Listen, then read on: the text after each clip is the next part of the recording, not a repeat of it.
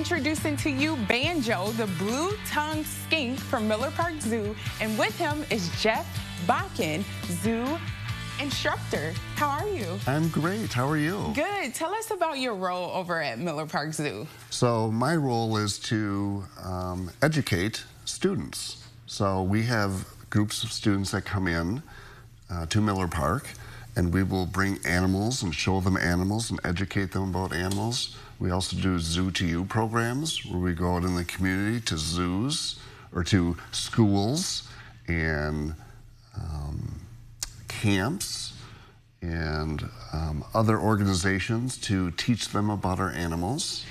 How often does Banjo get to go with you to these events? Banjo gets to go quite often. Tell us about Banjo. So Banjo is a blue-tongued skink, and he is 10 years old. Can I rub him? You sure can. Okay. You can just touch him right on the back there. Okay.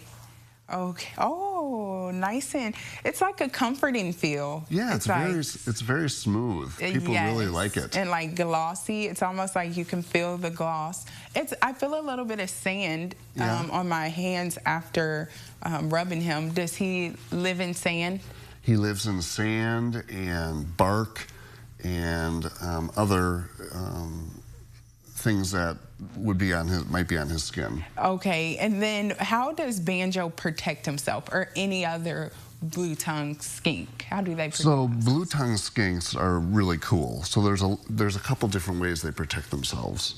So one is they will puff their bodies up, and then they'll do a loud hiss, and then they'll stick their blue tongue out. So their blue tongue gets really wide, and that's to try to scare off predators. Why the blue tongue, though? Like, why is that scary? So other animals will see the blue tongue and will think, one, maybe it's poisonous. Okay. Two, maybe it's sick. And then they also look at the blue tongue and but they may not want to eat it if they think it's sick or poisonous. Exactly. Yes. And then tell us about mating. Like, are they lonely creatures, or do they like to have a companion? They're solitary animals. They are. So they like to live by themselves.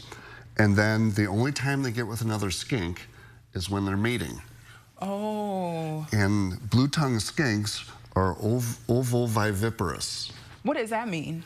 That means that the young grow and develop and hatch from eggs inside the female's body. What? That does not seem healthy. I don't want to know where the shell of the egg goes, but that's very interesting. And very interesting, so much so, like your classes and events that you all have at Miller Park Zoo. Tell us about some of the events you all have coming up. So we have on August 10th, we have a child safety class or child safety event going on from 12 to 3. And all day long, we're collecting school supplies for Bloomington High School.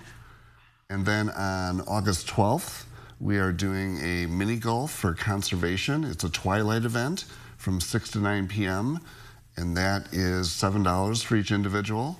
And summer is wrapping up. Will you all have multiple events like this before the summer ends, or will this be the last event of this nature? We'll still keep having events, but it will slow down a little bit. Probably not the nightlight or the twilight mini golf. No, that will be the last event. The last one. Yep. Okay, so you all want to make sure you do not miss this event, the last one of the summer, and we will connect you over with all the information you need over at ciLiving.tv. Thank you so much, Jeff, for coming. You're welcome.